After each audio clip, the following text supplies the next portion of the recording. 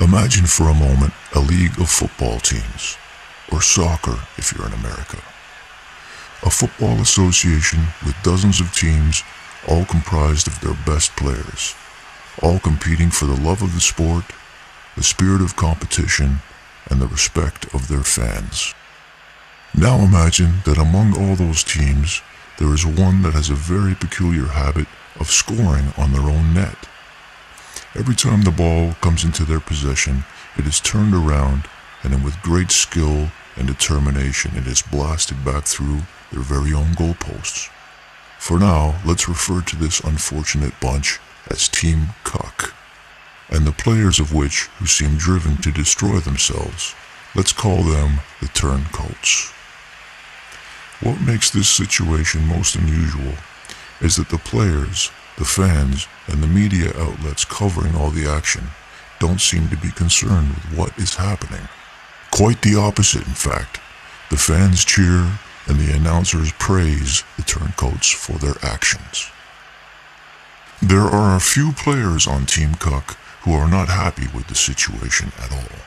For now, let's refer to them as the soldiers.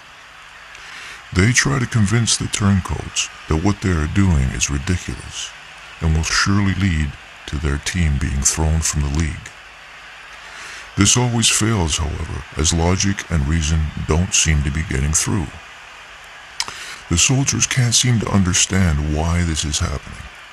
They try their best to gain control of the ball to give their team a fighting chance, but this always fails as they are greatly outnumbered and attacked by the Turncoats, along with the other team on the field.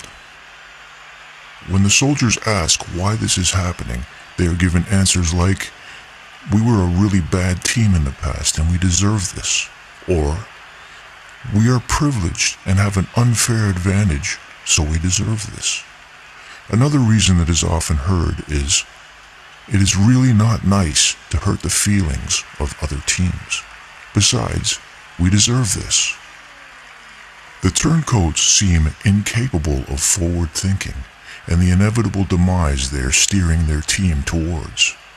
They are content with the temporary rewards they are receiving and the hero-like status they hold. They see no reason to help their teammates win, as they have no sense of loyalty to their own. For them, it is an easy decision. They take every opportunity to be seen embracing members of the other teams. For this, the crowd and the media show great admiration. They compete among themselves to see who is most effectively destroying their team. All this in the pursuit of higher and higher status. At the end of each game, the soldiers dread walking back to the locker room.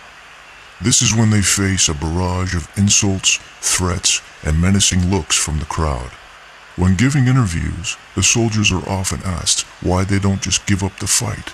They are told that it would be easier if they just went away.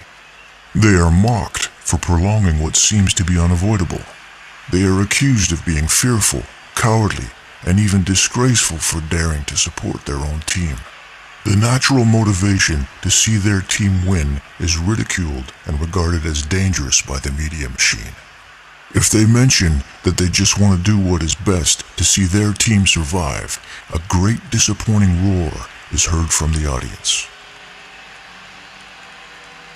They often consider giving up and joining the forces working against them, but they cannot. It is not in their nature. They have to fight. Even if it was indeed hopeless and defeat was unpreventable, they would still press forward for what they believe is right, in the spirit of competition. There was a time when the soldiers seemed to be gaining some ground, and against all odds were seeing some hope for their team. In response, the Turncoats used more and more despicable means to gain the upper hand. The Turncoat methods on the pitch became more deceitful and oftentimes illegal. The referees would pretend not to notice these offenses, instead focusing their attention more readily on every move the soldiers made. But the soldiers are gentlemen. They're careful not to commit any offense while on the pitch. They treat their opponents with respect, even when the courtesy is not returned. Now I realize that all this sounds ridiculous. A team like this would never exist in the real world. They would be the laughing stock of the Football League and would not last long in any serious competition. If a Team Cuck actually existed in football, they would be laughed out of the league, or could meet a much more violent end. Football fans take their sport very serious, you know.